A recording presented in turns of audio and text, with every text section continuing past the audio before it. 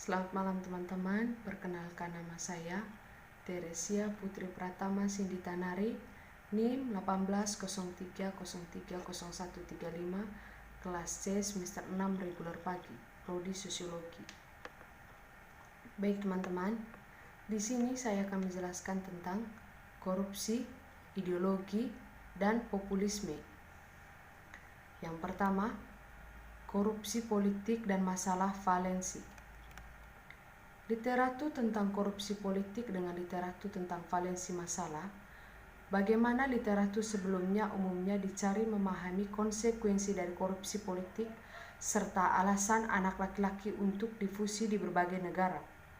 Sambil membuang dengan sedikit pengecualian faktor-faktor yang dapat menjelaskan mengapa aktor politik dapat memiliki eksistensi insentif untuk berkampanye dengan cara yang lebih kuat atau lebih lemah tentang korupsi politik.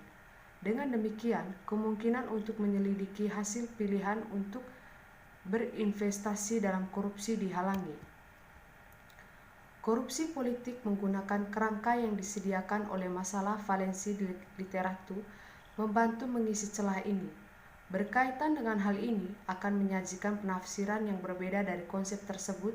Masalah valensi pertama kali diperkenalkan ke dalam literatur oleh Manistokes artikel 1963 dengan fokus khusus pada perbedaan antara non-isu valensi berbasis kebijakan posisional, misalnya isu-isu seperti pengurangan kejahatan atau peningkatan pertumbuhan ekonomi, dan yang tidak berbasis kebijakan.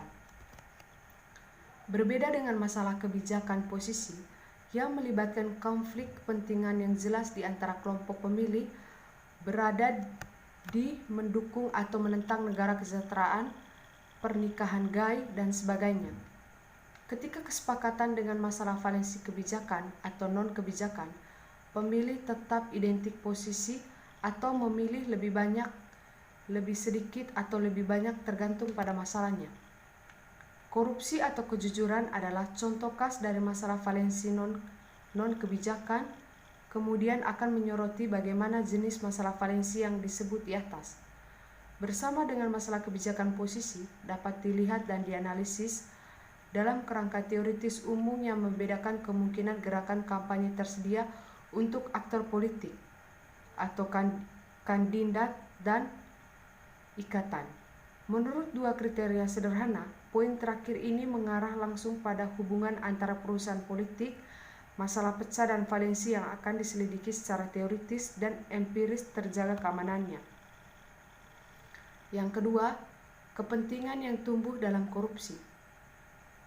Orang kaya melebihi orang lain sehingga menimbulkan ketidakpercayaan antara mayoritas warga dan mereka memimpin politik. Begitu pula dengan Rothschild dan Uslaner telah menunjukkan korupsi memperburuk ketimpangan sosial, yang pada gilirannya mengurangi ketimpangan masyarakat, kepercayaan sosial, sementara Kostadinoia menemukan bahwa korupsi menurun kepercayaan tidak hanya pada pemerintah dan administrasi publik, tetapi juga pada parlemen dan partai politik pada umumnya. Korupsi meluas juga menekankan partisipasi pemilih, karena tingginya persepsi korupsi mengarah pada evaluasi yang lebih negatif terhadap otoritas politik dan sistem politik secara umum. Akhirnya, korupsi memilih kemungkinan dampak pada pemilihan suara Vargasens. Menurut teori demokrasi, salah satu mekanisme kunci lewat yang warga negara dapat memerangi perilaku elit korup adalah pilihan elektoral. Mengingat korupsi yang merajalela di antara para pertahanan, atau jika korupsi memindai dan istirahat sebelum pemilihan, pemilih yang mengerti biaya korupsi harus berbalik melawan pemerintah demi pemerintahan yang lebih bersih, penantang, dan usir bajingan. Yang ketiga, rata-rata penekanan pada korupsi dalam manifesto partai. Berikut beberapa contoh kalimat yang secara eksplisit berhubungan dengan pecahnya manifesto partai, dan itu menunjukkan keragaman politik yang besar referensi ke fenomena tersebut. Perusahaan dan pemerintah harus berperilaku etis dalam semua transaksi dan bekerja untuk mencegah korupsi. Sentensis termasuk dalam manifesto Partai Hijau Australia tahun 2010. Kita akan mendukung pemerintah mitra dan masyarakat sipil dalam perjuangan mereka melawan korupsi. Transparansi Internasional telah mengamati bahwa berbagai instansi di pemerintahan bertanggung jawab meminimalkan korupsi merupakan masalah. Uang telah digunakan atas dasar ras dan disia-siakan dalam korupsi dan birokrasi. Reformasi harus melindungi konsumen dari penyalahgunaan dan mencerminkan komitmen global untuk mengakhiri korupsi, dan ancaman penuntutan bisa berdampak mengerikan pada kemauan orang untuk berbicara menentang ketidakadilan dan korupsi.